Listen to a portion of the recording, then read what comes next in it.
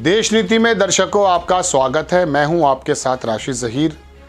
American Congress हो, मानव अधिकार की कोई रिपोर्ट हो, उसको आप दरकिनार कर सकते हैं, लेकिन जब यूएन का विशेष दूत कोई बात कहता है और वहां से रिपोर्ट कुछ आती है तो उसको सीरियसली लेने की ज़रूरत है।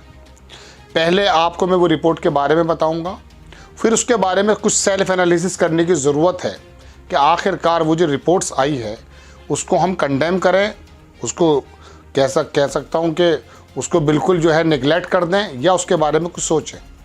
देखिए दर्शकों, आपके सामने स्क्रीन पर खबर है कि यूएन का स्पेशल दूत जो है उसने कहा कि India risk becoming one of the main generator off atrocities. अत्याचार का मेन जनरेटर इंडिया, ये बात उसने कही। क्यों कही है? USCIRF hearing the religious freedom of in India, Washington DC, एक प्रोग्राम था। There was talk of Manipur, Assam and discriminatory laws and process for the religious other minorities, steady and alarming erosion of the fundamental rights। जिक्र चल रहा है भारत के बारे में कि क्या क्या यहाँ हो रहा है। अब आप ज़रा स्क्रीन पर देखें, इनका नाम है फर्नांड डे वेरेंस। इन्होंने कहा था United nation special reporter on minority issues has termed the status of the deteriorating rights situation in India massive, systematic and dangerous.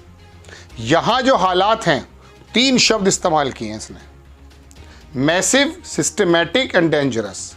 Bharat के अंदर माइनॉरिटी के साथ जो हो रहा है, जो धार्मिक आज़ादी के ऊपर उत्पीड़न हो रहा है, उसके बारे में ये रिपोर्ट कहती है। बहुत लंबी खबर है, लेकिन मैं आपको सिर्फ इसके मेन चीज़ें बताऊंगा कि India risk becoming one of the world main generator off the instability. दुनिया के अंदर हम तो स्टेबिलिटी के लिए जाने जाते थे, ये शब्द इस्तेमाल कर रहा है इंस्टेबिलिटी, अस्थिरता के लिए भारत जिम्मेदार है। हो सकता है, उसने कहा कि ऐसा हो सकता है, रिस्क है।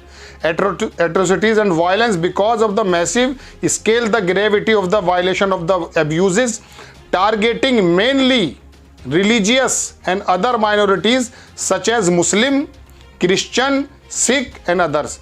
It is not just individual or local, it is the systematic। ये कोई छोटे मोटे दलों का काम नहीं है, सिस्टमेटिक काम हो रहा है। And reflection of the religious nationalism. बहुत लंबी रिपोर्ट है दर्शकों, मैंने इसको पढ़ा तो मुझे लगा कि मुझे आपसे इसके बारे में बात करनी चाहिए। मुसलमानों के, सिखों के, ईसाई के, मणिपुर का भी जिक्र है।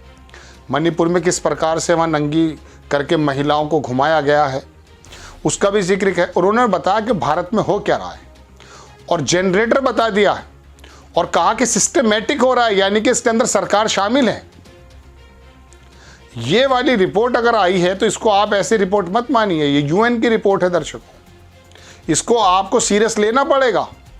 और उसने बताया कि 2014 से लेकर 2028-18 के बीच में जो हालात ख़राब हुए हैं उसके बारे में भी इसने रोशनी डाली है। ये देखिए आपकी स्क्रीन पर मैं लगाता हूं दर्शकों, मुझे कहीं मैंने इसको, हाँ ये रहा, 786% increase in hate crimes against minorities between 2014 and 2018। Assam के बारे में जिक्र है और बाकी तमाम जगहों के बारे में जिक्र है। Specially Muslim came up as the did. अब इसको मैं सुनाऊंगा, आप भी बोर हो जाएंगे, लेकिन बात चल ये रही है कि ये रिपोर्ट को आप मुस्तरद नहीं कर सकते। चलिए इसको यहीं बंद कर दीजिए। अब ज़रा यहाँ आ जाइए। देश के अंदर जो हमारी NCRB का डाटा है या बाकी तमाम जो रिपोर्ट्स हैं, उसके बारे में अंदाज़ा कर सकते हैं आप क्या हालात हैं। उन्होंने भी तो इस तरफ इशारा किया है। देश का बड़ा मीडिया आपको ना बताता हो, मेनस्ट्रीम मीडिया ना बताता हो, लेकिन देश में जो हालात हैं वो तो मालूम है, नुकसानात क्या क्या हैं। देखिए ग्रॉस, अगर FDI के बारे में बात करूं मैं आपसे, जो बाहर से हमारा इन्वेस्टमेंट होता है, उसकी आप सिर्फ और सिर्फ गिरावट देख लीजिएगा कि कितनी है। 2022-23 की अगर मैं नेट की गिरावट की बात करूं तो 27% है FDI में, और ग्रॉस में लगभग 16% के करीब है। ऐसा नहीं है कि जो बाहर, शुरुआत में ये कहा गया था कि चीन में जब कोविड है तो तमाम बिजनेस के हब यहाँ आ जाएंगे। कौन सा मेजर आपने यहाँ पर वो देखा, बताइए। वजह उसकी ये है कि FDI घट रहा है। आपने सोच लिया ये कि नॉर्थ कोरिया बना दिया जाए, सऊदी अरब बना दिया जाए, वो अपनी मस्ती में गुम हैं, ऐसा नहीं है। दुनिया जो है ना ग्लोबल, वो छोटी सी जगह है। अब एक दूसरे से कंसर्न है सब लोग।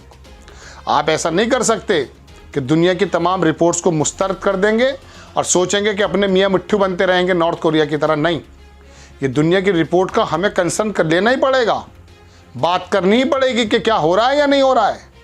अब आप दर्शकों, मैं आपको बताऊं, G20 के दौरान जो डिक्लेरेशन हुआ उसके पैराग्राफ 78 को यदि आप देखें तो उसमें लिखा है कि रिलीजियस इंटॉलरेंस बिल्कुल बर्दाश्त नहीं की जाएगी। सिग्नेचर है हमारे, यानी कि हमने शपथ किया है, हमने उसके अंदर जो है वादा किया है। और हालात क्या हैं, हालात देख लीजिए क्या हालात हैं। सिखों के, ईसाइयों के, मुस्लिमों के क्या हालात हैं।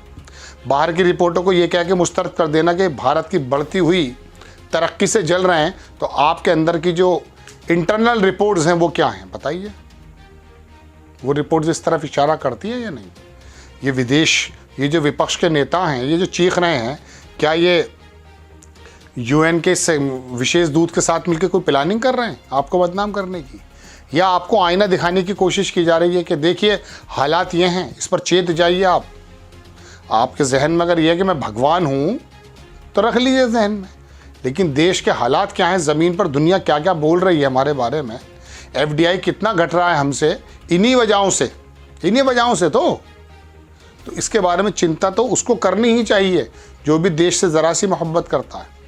हर एक रिपोर्ट को आप मुस्तरद नहीं कर सकते कि गूगल फ्रीडम हाउस की रिपोर्ट आई उसको भी मना कर दो, और मानव अधिकार की रिपोर्ट है उसको भी मना कर दीजिए। आप कब तक मना करेंगे बताइए। बहरहाल बड़ी खबर दर्शकों के हमारे बारे में इस प्रकार की बात है, और ये मुझे लगा कि आपको बतानी चाहिए, क्योंकि देश के मीडिया इस तरह की खबरें आपको नहीं बताता है।